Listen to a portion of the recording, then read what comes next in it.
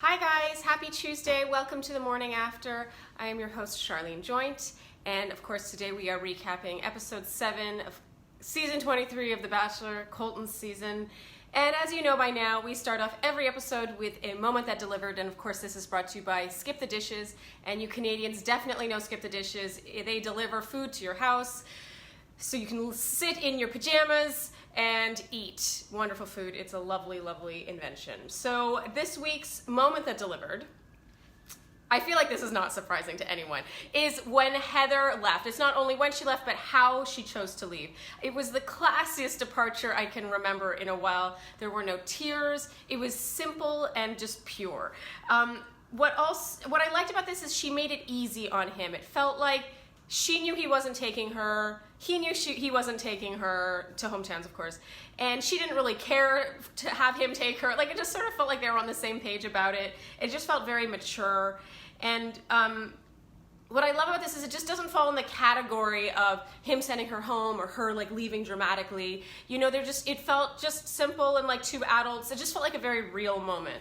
And especially in an episode that felt very contrived and like there was a lot of juvenile behavior and a lot of just gossip. It was just a blissfully sweet and simple moment. So yay, Heather.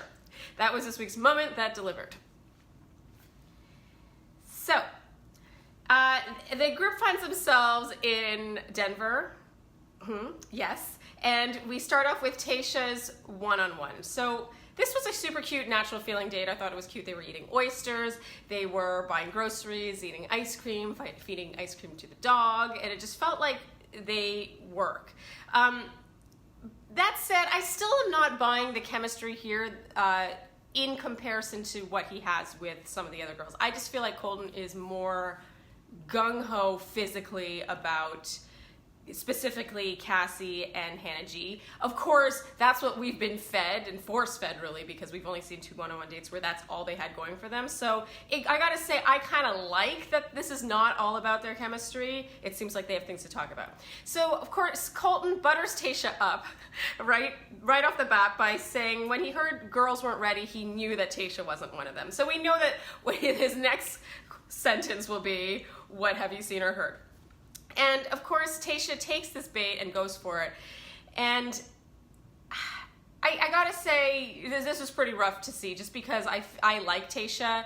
And in the past, she has been that voice of reason. When other girls have been talking about things that were said, she's been the one that was like, hey, I was there for that conversation, that's not what was said.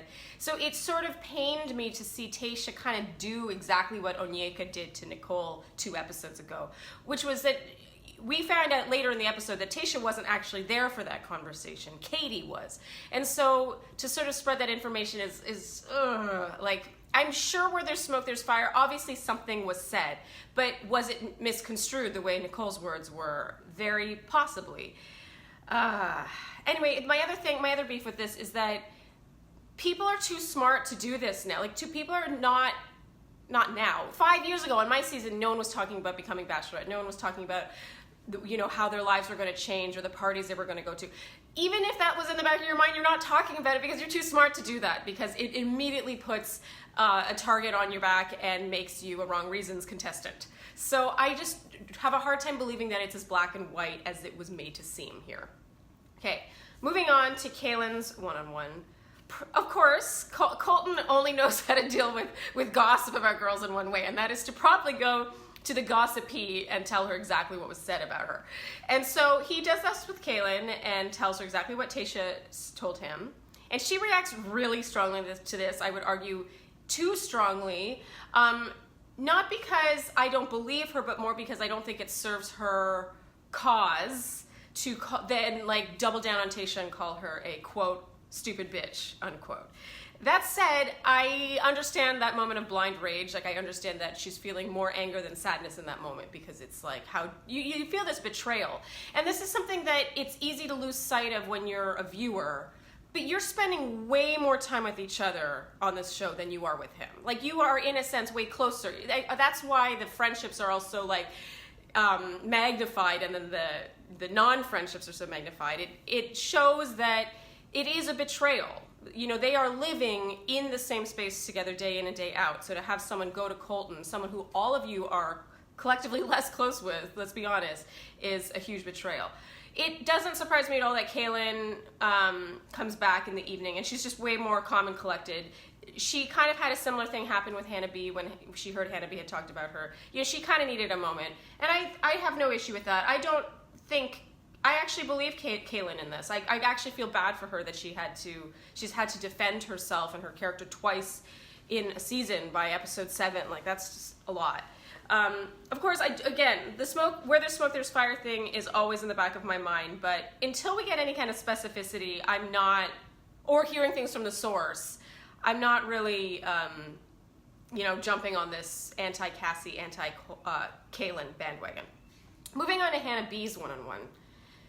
Honestly, half of this one-on-one was spent back in the house with the girls all like dealing with the drama. So Kailyn confronts Tayshia, and again, I really like Tayshia, and the way she's dealing with this whole situation pains me. I kind of feel like her argument is kind of BS. She says here that the girls acted defensively when Colton announced what Katie had said about girls being there for the wrong reasons. I kind of feel like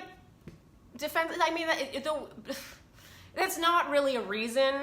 Someone acting defensively I don't think, is suddenly going to make them wrong or in that situation. I can't keep my words are all getting all jumbled up. But you understand my point. I feel like, so what if they acted defensively? They could have been upset that they were betrayed, or it doesn't necessarily make them guilty.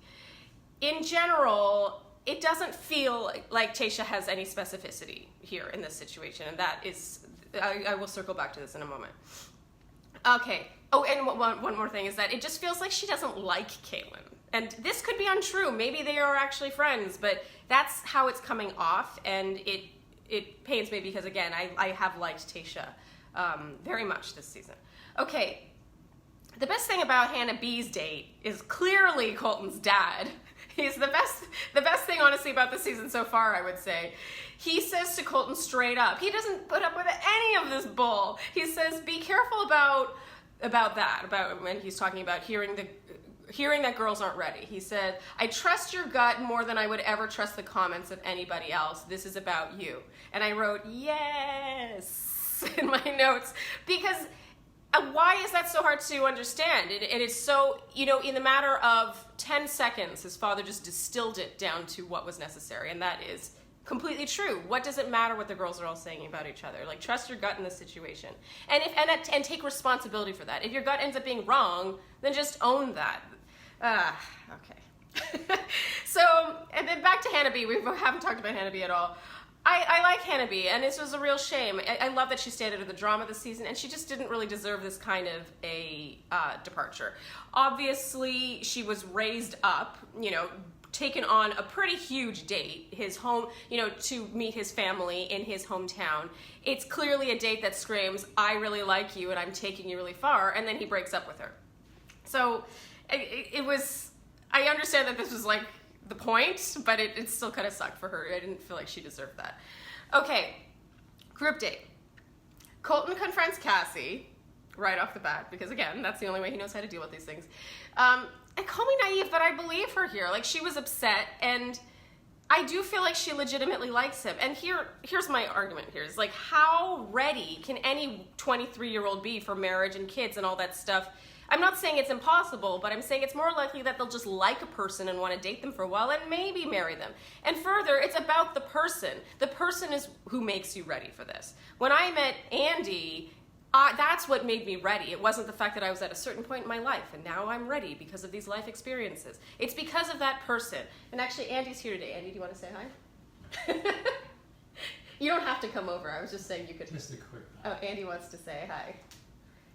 Hi. Yay, this is a rare Flair appearance for him. Hi. Okay, thank you. But what I'm saying is that it's the person that makes someone ready, and given Colton cannot give that to any of his women, I talk about this in my Flair recap, he still has 4 women left. How can he expect that from them? It's just very hypocritical. God, I'm getting all heated this week. Okay, and so finally, Kirpa keeps referring to things she's observed in Cassie. And I just think if you, again, like Tayshia, if you're going to throw someone under the bus, you have to be specific. You need a specific circumstance that has led you to believe that this person is not ready. Otherwise, it's just gossip. It really is. And in general, there's no specificity here whatsoever. There's no specificity in terms of Kirpa's claims or Cassie's defense. Ugh. Anyway, by the end of the episode, Colton obviously gives the rose to Cassie. This is not surprising at all. We all knew this was going to happen. And it even felt for show because, like, the whole thing was for show because he was like, come here, to Cassie. He gives her the rose, he's like, come here, and gives her a hug and a kiss, and it's all good. It kind of just felt like, yeah, we were just put through that horrible group date for no reason because he obviously really, really likes Cassie and was always going to give her the rose. Ugh, this is a really painful episode, you guys. Writing about it was brutal. I wrote 2 recaps. I wrote one, I spent hours on it, and then I just wiped it and started all over. It was just a really frustrating episode. Let me know in the comments. Like, I see Maureen, yeah, Colton has the personality of a wet blanket. I mean, he's really, it just feels like he's young. Like, he's not ready for this. Like, it doesn't have that inner compass of, like, right and wrong, of, like, intuition, of his gut instinct. It just feels like he's kind of all over the place. Yeah, if only his dad was with him the whole time. All right, thank you for tuning into the morning after. Thank you for just being there for me in this vent session. It felt really good. And be sure to read my Flair recap, which is out now, and my Pretty Pandas recap, which will come out later. And yes, I will see you here next week to recap Hometown Weeks here on the morning after.